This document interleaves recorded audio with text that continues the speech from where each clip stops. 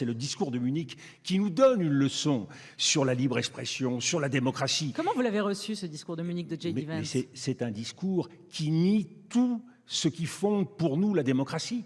La défense de l'état de droit, la défense des règles, la défense des limites. Nous sommes devant une Amérique qui est saisie par l'hubris de la puissance.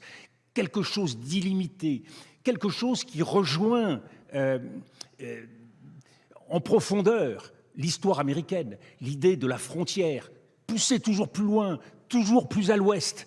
Eh bien, nous sommes convaincus, au contraire, qu'il faut un monde organisé, un monde multilatéral, un monde fondé sur une certaine idée de l'homme universel.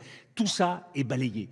Et on voit bien que, en quelque sorte, ce partenariat d'hommes forts qui se dessine, d'un Donald Trump très prompt à vouloir cultiver ses relations avec Vladimir Poutine et avec d'autres grands de la planète, mais faisant peu de cas de la démocratie et des Européens, dans le regard que Donald Trump porte sur le monde. De ce point de vue, on voit bien, l'Ukraine n'existe pas plus que l'Ukraine n'existe pour Vladimir Poutine, et l'Europe n'existe pas plus parce que l'Europe n'a d'autre vérité que vassaliser pour Donald Trump. C'est particulièrement vrai pour les techno-entrepreneurs qui l'accompagnent. Dominique de Villepin sur l'Ukraine, il ne peut pas réussir un deal, un pari comme celui qu'il est en train de tenter avec les discussions de Jeddah, la perspective d'une trêve d'un mois.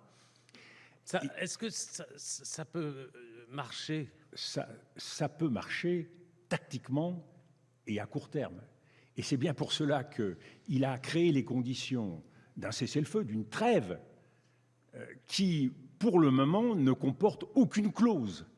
Rien n'est connu de ce qui pourrait être les conditions, de ce que pourraient être les conditions de ce cessez-le-feu et de ce qui pourrait le rendre durable. Donc on a renvoyé à plus tard la négociation. En d'autres termes, Volodymyr Zelensky signe un accord en blanc qui doit maintenant être rempli.